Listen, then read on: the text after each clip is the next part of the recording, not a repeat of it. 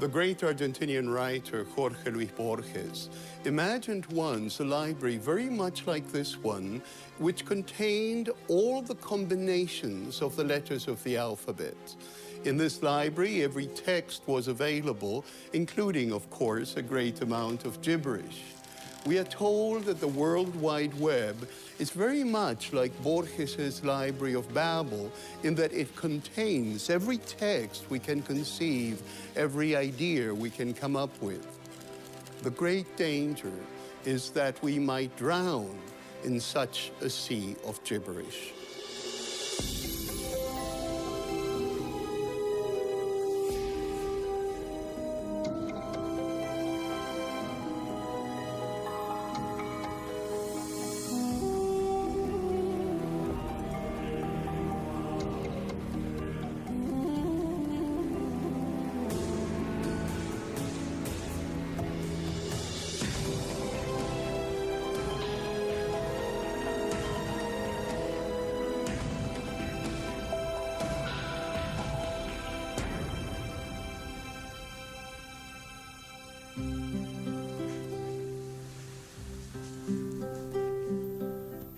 My name is Alberto Mangel. All my life I've been a reader. And now, after having lived in many parts of the world and after having spent decades in Canada, I live in France surrounded by my books. In them, I can trace the reader's journey through history, a journey that entails this most human of creative acts.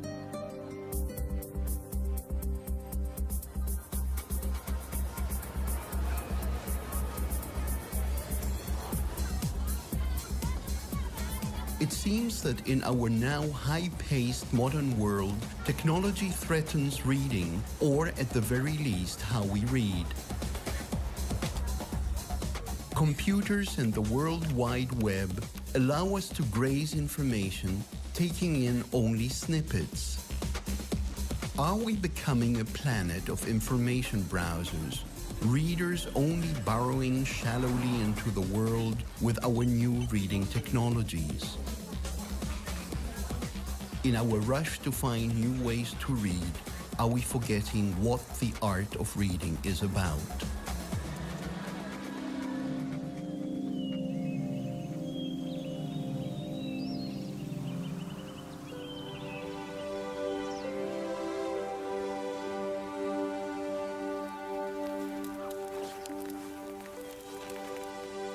Early in the first millennium, a reading technology was born, the Codex, the book as we know it now.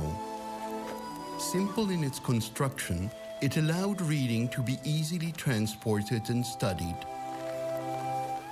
Bookmaking became perfected in the Christian monasteries, where the monks kept the books in precious libraries, the repository for this powerful technology.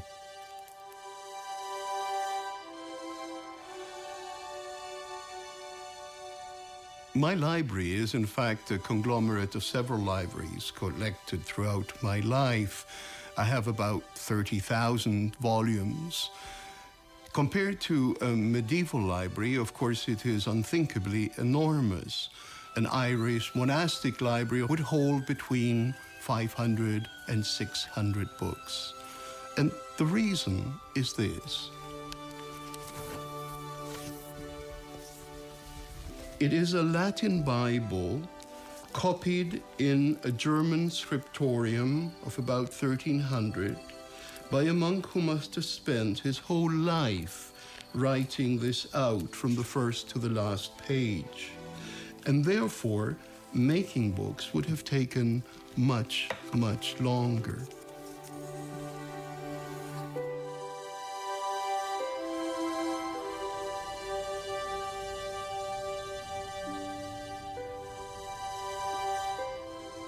The books took years to create, and they were built to last.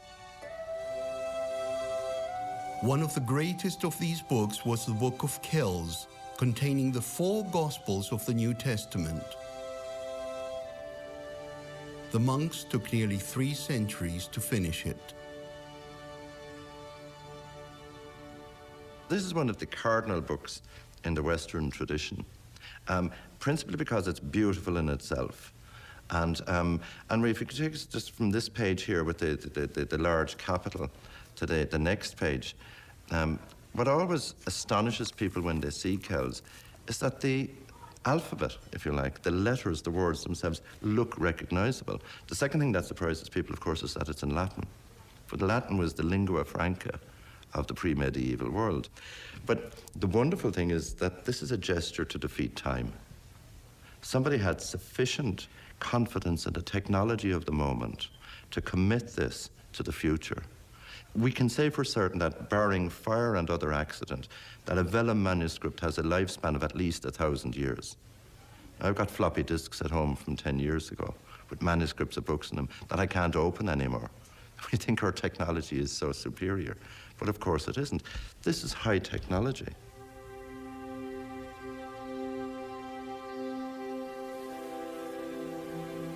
Since books were few and expensive, the majority of people couldn't read.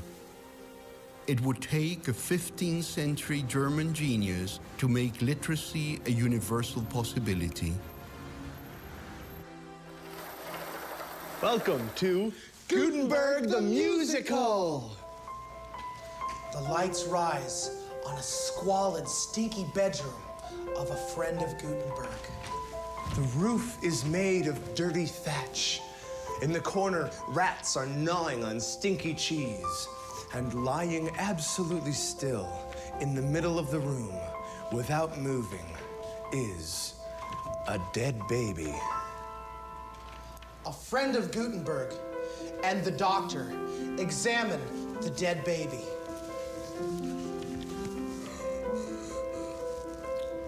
We did all we could. I'm afraid your baby is dead. But I gave him this medicine. Them ain't medicine, them's jelly beans. Jelly beans? But... If only you could read. See ya. Jelly beans, not medicine. If only I could read, my son, he wouldn't need an elegy.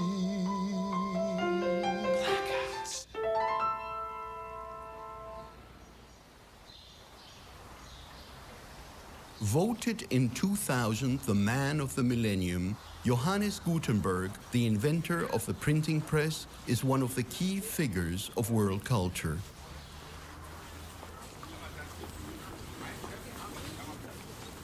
It was here, in this farmer's market, that Gutenberg the technologist had a brilliant idea. By watching local farmers use olive and grape presses, Gutenberg realized that if he could create a similar heavy stamping press for metal letters, he could speed up printing. I'm gonna take this press and make it print some words. I'm gonna change this press, though I know it sounds absurd.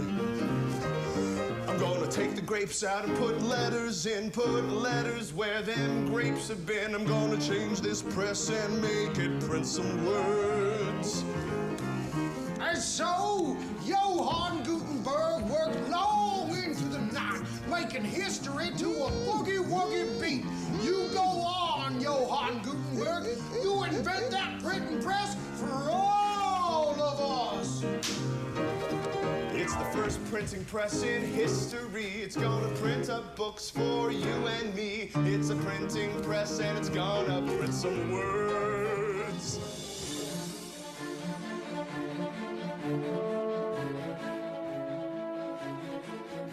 Welcome here to the Gutenberg workshop.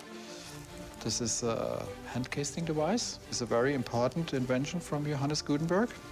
Gutenberg was a machinist by trade who knew how to pour metal into molds. And it was this skill that would help him figure out a better way to make a printing press. And this is an alloy from lead and tin. And then I wait 1, 2, 3, 4, 5 seconds. Making single metal letters was a lot easier than carving wooden blocks, which was how printing was done before Gutenberg's time. And this was the same procedure and he started his work 1450 here in Mainz. This is a page from Gutenberg's Bible, and one Bible page has 42 lines. Each one of these letters is one of Gutenberg's metal molds.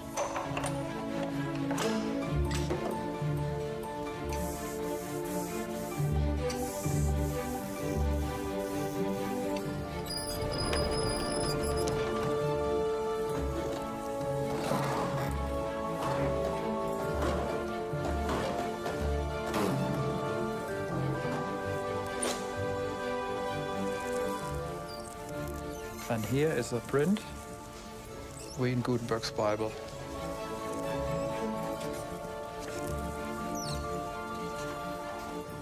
Foremost, Gutenberg is famous for his Gutenberg Bible, or B42 as it is also called in the scientific world, because it has 42 lines on each page. It is a beautiful book, and it is really astonishing that in these early years of printing, it was finished in 1455, a printed book could look so perfect and so beautiful. The number of Bibles which were printed by Gutenberg were probably around 180 copies. That does not seem so very much or so very many. But they went into the churches and monasteries along the River Rhine and along the River Main and Moselle. And here the people had, for the first time, a Bible where the text really was correct, because this was one of the problems of the church. They did not have correct text before. Very often there were faults because the scribes could not always know what they were writing. Sometimes they were tired and they made errors. One of the first people to take advantage of the printing press was Martin Luther, who some 70 years after Gutenberg's invention realized it could be an effective weapon to support his disagreement with the Catholic Church. When Martin Luther and all his companions started to fight against the Catholic Church, I think the reason that they were successful was that they could print lots and lots of sheets of paper, like leaflets, brochures, little books, and of course the Bible, which was printed for the believers, that they could read it, that people who were interested outside the church, that they also were able to get all the things that were really written in the Bible.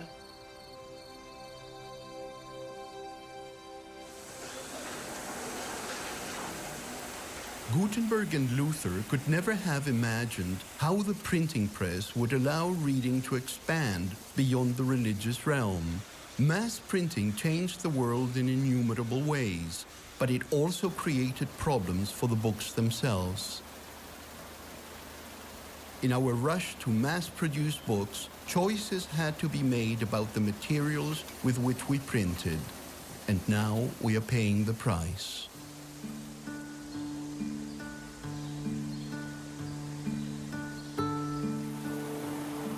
In every corner of the globe, including this little bookshop in France, we are now feeling the effects of a 19th century book publishing decision. Bon, alors voilà, ce livre-là ne m'intéresse pas pour la simple raison qu'il y a des taches de rousseur, de piqûre, qui est due à la qualité du papier du 19e siècle. Alors que les ouvrages qui sont faits en papier chiffon n'ont pas de piqûre sur le papier. Le problème, c'est qu'il faut Between 1850 and 1960, most books used paper made with unneutralized acid. These books are literally eating themselves. It seems that millions of these books won't last until the 22nd century.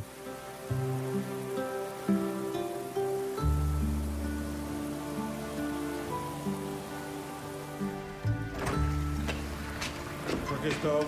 Bon, ça Roger. Bon alors en fait je n'en ai pas besoin donc je vous le laisse. Ok, ben, je m'en occupe. Voilà. Pas de problème. Merci. Ok, super. Au revoir. Bonne journée, à bientôt. Bien, donc, c'est pas la première fois que Monsieur Lamongy ou d'autres clients m'amènent des livres qui sont des livres faits avec du papier à base bois.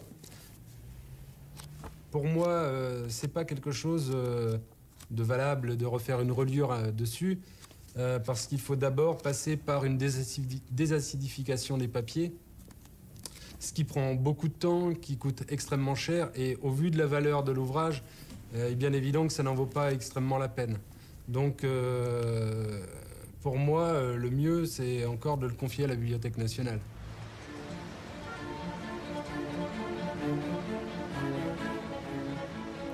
The four towers of the Bibliothèque de France, each of them designed to resemble open books, house more than 12 million volumes. The institution aims to collect every French book published in the entire world, a commitment felt keenly by the Director General, Jacqueline Sanson. Les livres, c'est une affaire de passion, mais l'ensemble des collections sont une affaire de passion. Ce qui est extraordinaire à la Bibliothèque nationale, d'abord, c'est qu'elle repose sur des collections très anciennes, patiemment enrichies, parce qu'on se sent tous partie prenante de ces enrichissements, en sachant que les petits-enfants de nos petits-enfants, eux, pourront avoir accès à ces collections. Et ça, c'est vraiment la récompense d'un travail en bibliothèque.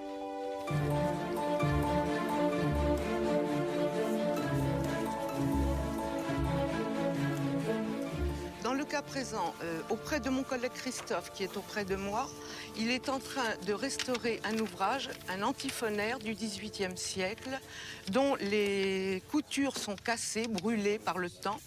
Et il refera donc les coutures de chaque cahier avec, dans le même matériau qu'il teintera aux couleurs le plus proche possible de l'original. L'important est de restituer parfaitement le document tel qu'il était à l'origine. Nous nous trouvons à présent auprès de Marion, qui restaure des affiches de la Révolution française, donc 1789, et qu'elle, après les avoir trempées dans un bain, puisqu'elles avaient des pliures fortement marquées au fil du temps, elle a ensuite doublé ces affiches de papier japon, qu'elle ensuite va découper tout autour et mettra probablement sous presse pour la plupart des affiches, de façon à ce qu'on puisse les ranger dans les magasins, soit dans des boîtes ou en tout cas bien à plat, de façon à ce que ce soit bien préservé au fil des années qui nous restent à venir. The Bibliothèque's elite restoration team knows how to repair these ancient publications.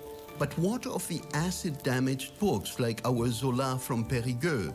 The majority of these disintegrating books will be scanned by the Bibliothèque specialists and preserved for readers in an electronic format.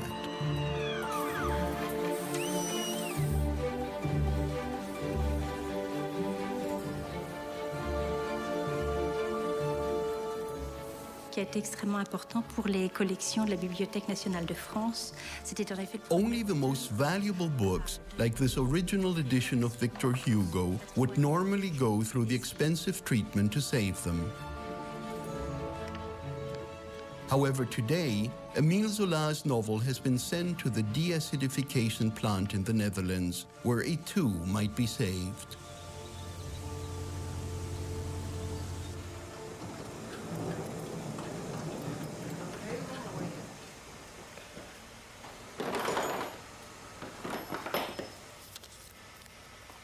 Each book sent here by the Bibliothèque de France is registered before being given a chemical bath that neutralizes the harmful acid from the pages.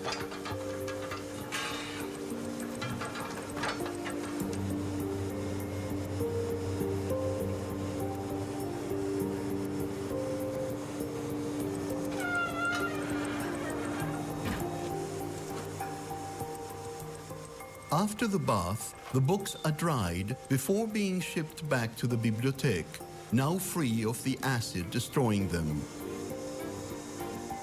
Only the culturally valuable texts are saved. But what of the countless lesser books that are disintegrating on the shelves? Why not save them? The risk is serious because what seems insignificant today is sometimes the future's masterpiece.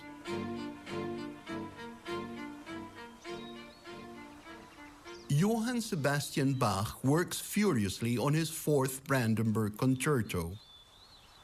This exquisite piece, though, was nearly lost to history.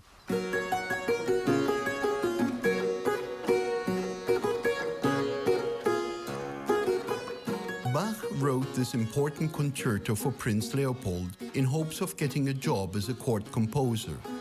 The concerto was not well received, so Bach filed it away. 125 years later, it was rediscovered and is now recognized as one of the greatest achievements of the Baroque era.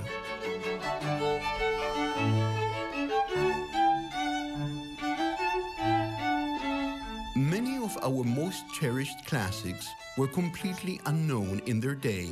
They only survived due to the accidental durability of paper. Unfortunately, works that seem trivial today are unlikely to be preserved, so that they won't be unearthed centuries from now. The works of our undiscovered Bachs and Blakes are likely to disappear.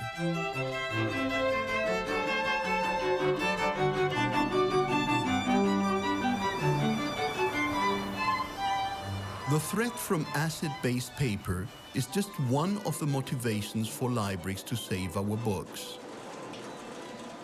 It became clear to us that digitization was core to the future of the library. And for us to be able to get as much of our content available in digital form became a very high priority.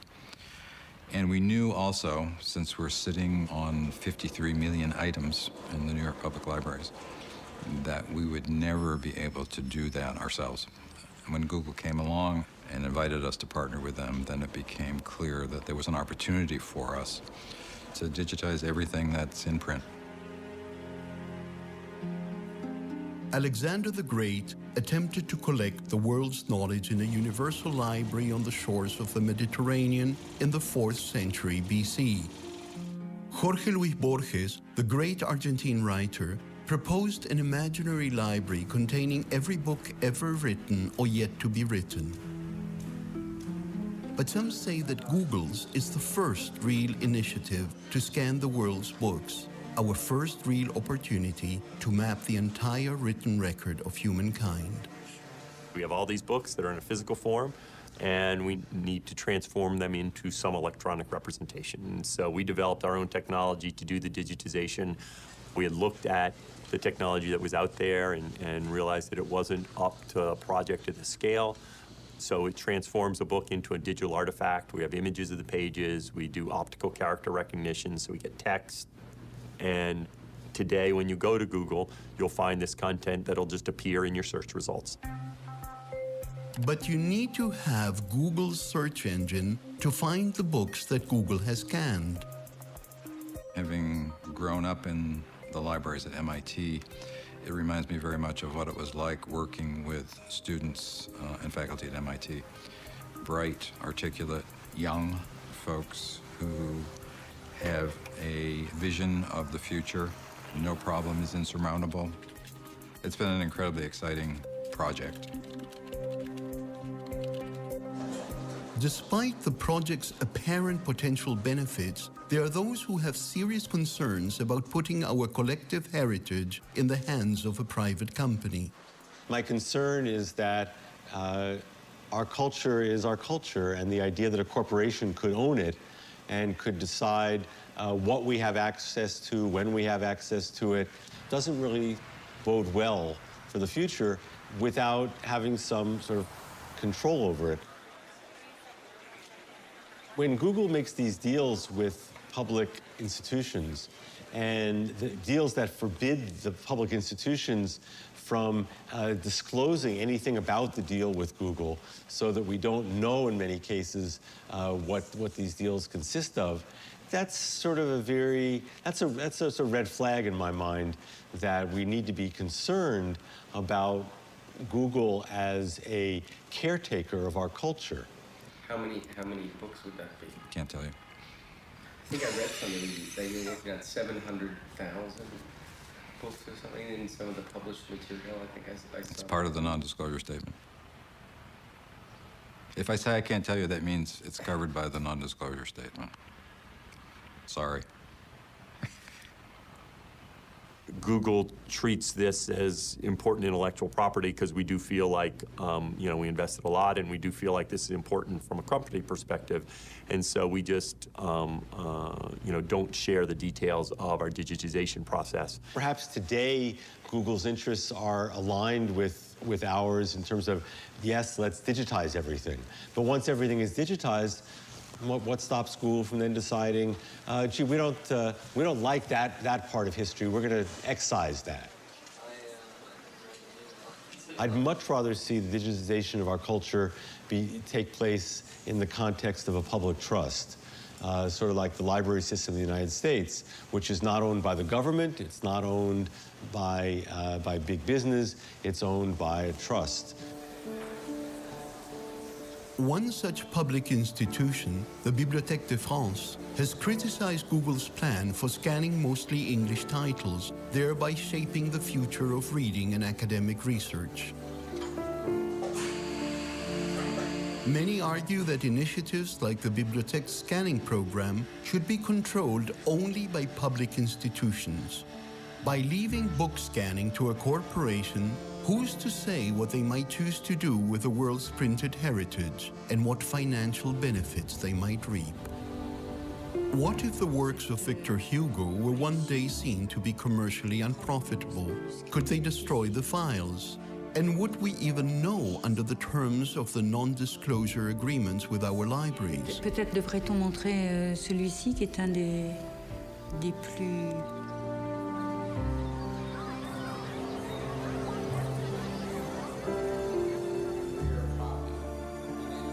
In another great public institution, the Library of Congress, there is also a firm commitment to digitize their collections for future readers. But they've taken another step, creating interactive documents that help readers understand how, for instance, the Declaration of Independence was created. We have put the rough draft of the Declaration of Independence on this interactive device, which allows us to trace back some of the ideas within the Declaration, where they came from, and we can actually see how this document was written. By using this interactive device, we can not only look at the document, but you can see the words that were put in, you can see the ones that were crossed out, and you can trace the timing and the development of these ideas. And as you go down through, you can see changes that were made by Franklin, that were made by John Adams. You can actually see the thought process as Jefferson and the other members of the Continental Congress struggled to develop this Declaration of Independence. Libraries are not only concerned with the preservation of what's on their shelves. Every week, there are millions of pages written in electronic formats. And how are we going to archive the whole of the Internet's content? The equivalent of the acid problem for books is file formats for digital information. Many of us have used computers for many years. Letters we've written, college papers we wrote that may be very valuable if we become famous scientists someday, are no longer readable because we used a software that is not available anymore, and the format of the document we can't read. The Library of Congress's digital preservation program works with scores of partner libraries to collect and preserve important digital materials that exist in no other form. As a library, we are accustomed to tracking things by the whole of the volume. We catalog a book. We think of that as the unit of consumption. But more and more, we find ourselves, even those of us who are really avid readers, consuming only pieces. And that's the part we want to track. We hear that there will be something called exabytes, which I can't even compute the zeros for, being created within 5 years. And we know we can only preserve a small amount of that. So we're looking at what is really important. What of our public story today as libraries and archives do we need to save? A few months ago, we got a call from the press secretary in Senator John Kerry's office, and she said, "Do you have John Kerry's website from the last election?" And we said, "Yes," and she said, "Could we look at it?" So we gave her the link and showed her how to use it, and this is in 2004 when John Kerry was running for president. And these sites do go away. When the election's over, we've tracked them, and it takes about sometimes no more than a day or two, but as much as a month for them to totally disappear. One of our collections here at the library is called Legal Blogs, and these are blogs about legal issues. A future Supreme Court justice could be writing one of those blogs today, and that would become very valuable and important at the time of the future justice's hearing. You know, they always want to consult everything the person's ever written, and if that were not available, then of course it couldn't be consulted. Blogs are being recognized now as a very important form of writing, and more archivists and librarians are recognizing that they do need to be captured. The nature of writing, as well as reading, is changing online. Interactive novels like Inanimate Alice have appeared on the internet. They allow the readers to be immersed in a multimedia narrative where they choose how the story unfolds. They may also consume the narrative in a very different way. All I really want is this chapter. So I am consuming just a chapter. I'm not consuming the whole. And I think it does change the way we read, even fiction. We find ourselves being impatient or wanting to move ahead, or let's get to the punchline. And I think we're changing our expectations. So interactive literature may take off because it's just a different form. It's a different interaction between the reader and the author. And that's always been there in print, but now it has this different dynamic.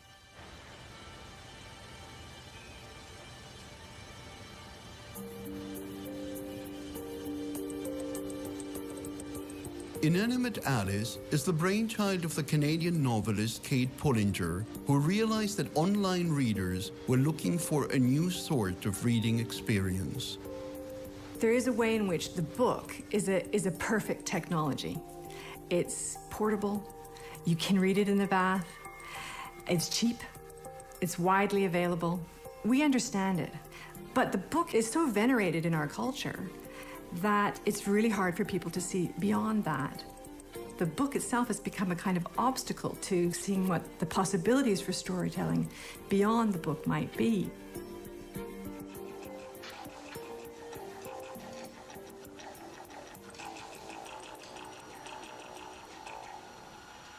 The challenge with episode 5 is that she's going to be in the same town, whereas in every other episode she's been in really very different locations around the world. As always, the challenge really is to expand the visual look and the way it sounds and the interactivity, but still keeping it free and available online. Presumably you'd have trouble watching episode 4 if you didn't have broadband. I really like working with other people. I mean, writing is quite a solitary thing.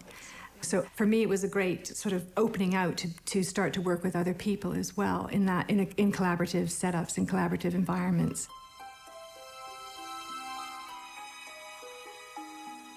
I came up with this idea of creating little episodes about Alice that told the story of her life up until her kind of mid-20s.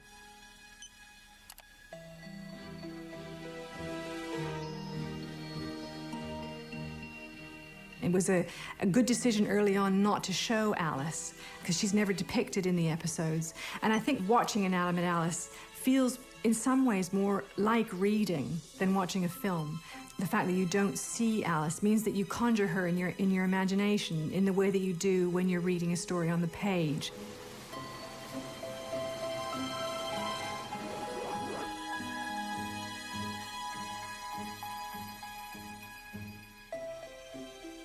It's had more than 1 million viewers now.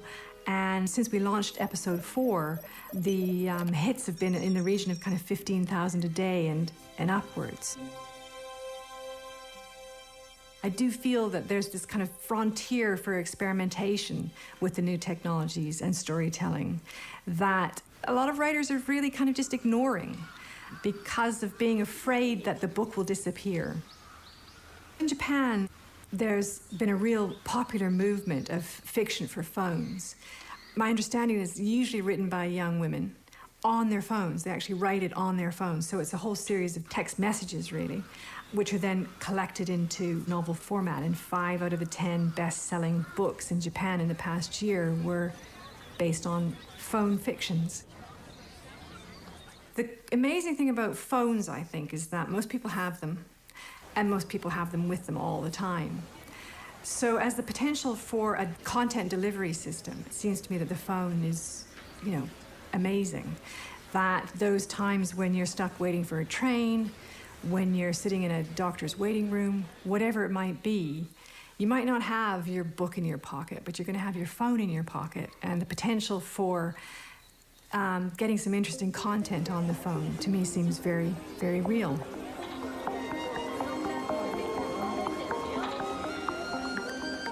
Yano Fumi is an award-winning cell phone novelist.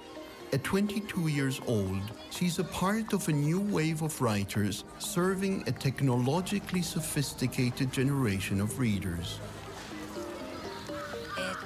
もともと物語を考えるのが好きだったんですけど、投稿してデビューするとか、書籍化するとかそこまでではなくて、もっと手軽に世に出せるものはないかなって思って、そういうサイトを探してたら、簡単な操作で携帯で小説を書けるサイトを見つけたんですよ。それがごっこで、じゃあこんなにワンクリックで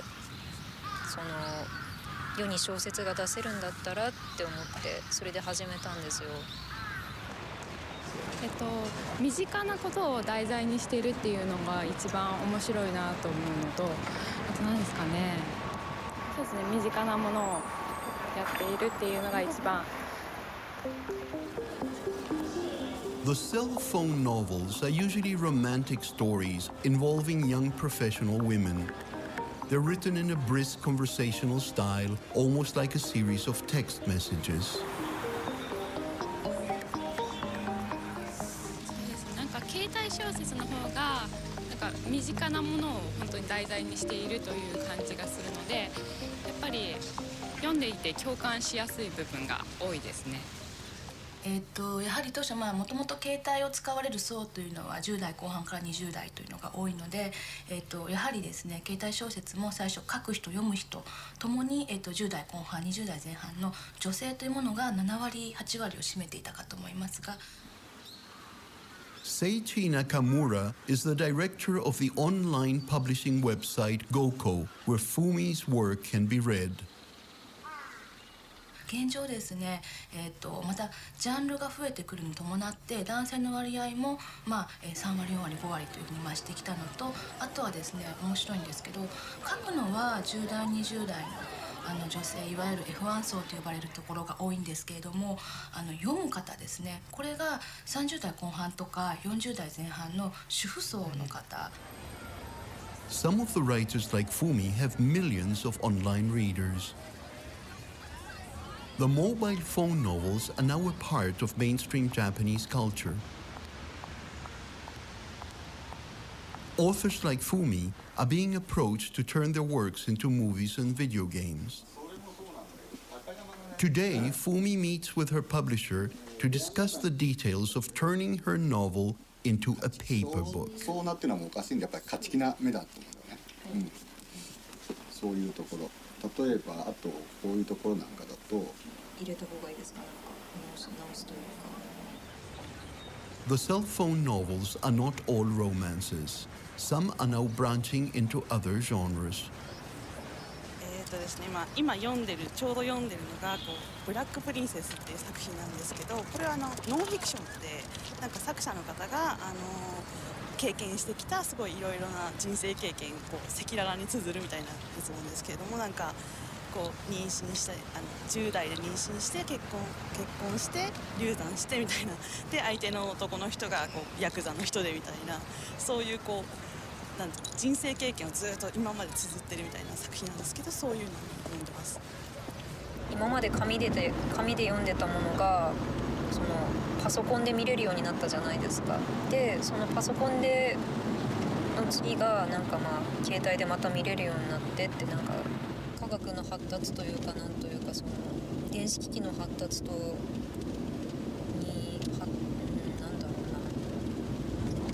うな、開発が進むにつれてなんかこう一緒に変化していくんじゃないかなって。でも本はなくならないと思います。The book is most certainly here to stay, but digital reading is also now an entrenched part of the reading experience.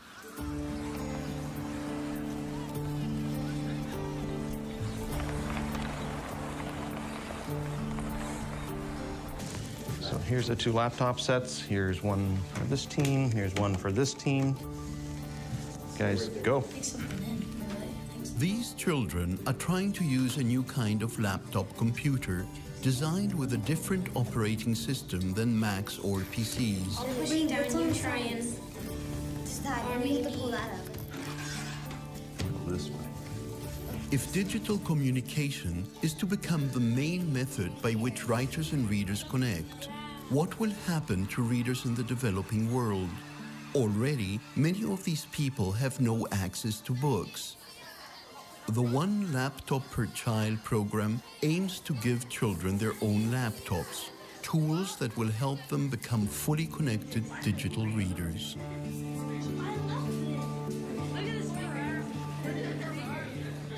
It's actually quite an interesting laptop. It was developed by a tiny little team out of MIT.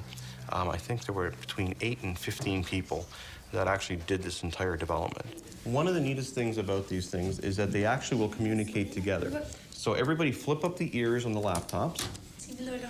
So now the laptops will actually find each other and they'll actually create a community together. That just shows you in the center, and it should show any other laptops that it's found. The moment you turn them on, they find each other and they create a mesh of networks between all the devices. So everybody can see everybody else. You can actually all become part of a neighborhood. And once you're part of the neighborhood, you can actually share everything that you've got. So if one of you can just get a connection to the internet, or if one of you has a book, you can all share that book between each other. Oh, it makes your writing bigger. Holy no.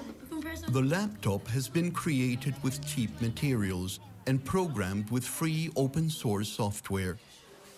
The cost is approximately $150 per unit. They're actually designed to go in very harsh environments. There are no moving parts, there are no fans, there are no components that can get gummed up. They use very little power. You can read them in bright, bright sunlight. These are far and away less expensive and much better suited to the environments that they're going to be going into than anything else out there. The truth is, many of these communities will never have a library, but access to free online books may give them a chance to become active readers. Several governments around the world have purchased the laptops and are beginning to distribute them. Now, this would be a really awkward book if you had to walk around with your book looking like this, wouldn't it? So one of the things that you can do is you can, first of all, flip this around. Close up the ears because you're already connected. Flip it around like that. So there you go.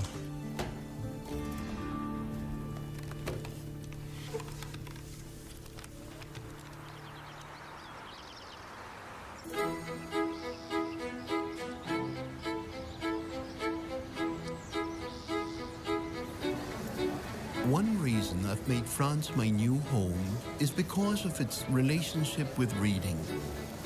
The French buy more books than readers in any other country. Perhaps here we can best understand the past and the future of reading. A clear indication of the importance of readers in France can be seen here in the jury room of the prestigious France Inter Book Prize. This year, I happen to be the jury's president. The jury members come from every corner of France, ordinary citizens who apply for their jury position by writing a letter about their passion for reading. Je me sens parmi mes confrères et mes consoeurs, puisque j'ai lu vos lettres et vous ne savez pas jusqu'à quel point c'était un coup de joie de lire votre émotion, votre passion, le fait que... The next morning, after a long night of deliberations, the jury announces the winner to the nation on Public Radio France Inter. En l'église Saint-Roch à Paris. France Inter, il est 8h05, suite du journal. Patrick Cohen. Bonjour Alberto Manguel. Bonjour. Vous ne vous contentez pas de composer des romans, vous en lisez beaucoup tout le temps, paraît-il. On vous présente souvent comme un lecteur vorace et vous aviez le redoutable privilège de présider cette année le jury du livre inter, 10 livres en compétition, un jury de 24 auditeurs venus de toute la France. Pouvez-vous nous annoncer le nom du roman et du lauréat qui ont été choisis? Nous avons choisi un parmi ces très bons 10 romans et le prix inter de l'année 2008, c'est Henri Beauchot pour Le Boulevard périphérique. Chez Actes Sud, et c'est sans doute la récompense. Voilà, applaudissements dans ce studio avec des lecteurs, auditeurs de France Inter et membres du jury du livre inter. Sans doute, j'allais le dire, la récompense la plus étonnante de l'année littéraire puisqu'elle vient couronner un auteur de 95 ans. Parlez-nous d'Henri Beauchot. La littérature ne s'arrête pas. La preuve.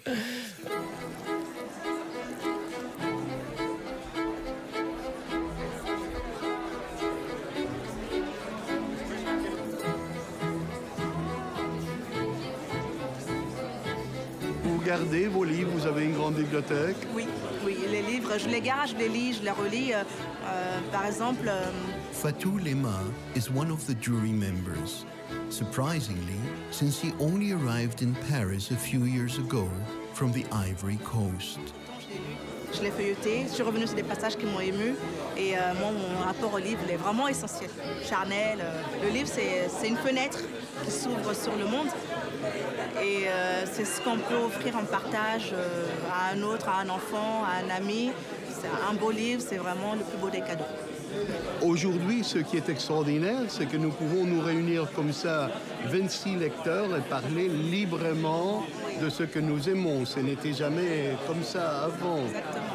Il y avait toutes sortes de censures, des restrictions sur la lecture. Et nous ne sommes pas conscients, je crois, aujourd'hui, jusqu'à quel point nous avons ce pouvoir, cette liberté. Mais vous l'avez éprouvé en arrivant en France et découvrant que la lecture vous donnait en quelque sorte une liberté, une identité de lectrice. Oui, surtout ça, oui. Au travers de l'amour du livre. Readers need choices about what they read. The supermarket model of publishing, in which decisions about what to publish are made not by readers but by accountants, means that there are fewer titles available in the book chains and online stores. Less titles, more heavily promoted blockbusters fill the available shelf space in all our bookstores.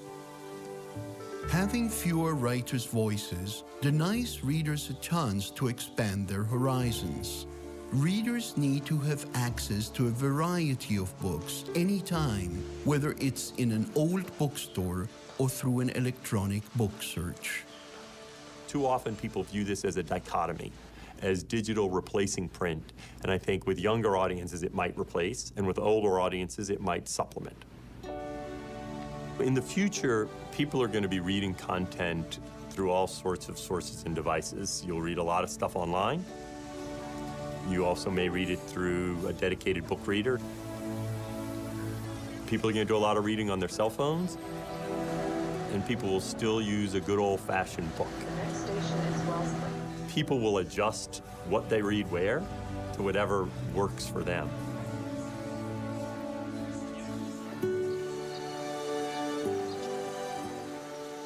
To read anything I wanted, to feel free to read broadly, is what I learned from the great Argentine writer Jorge Luis Borges in my youth, that we should all get to wander in the halls of the Library of Babel, the limitless library of the universe.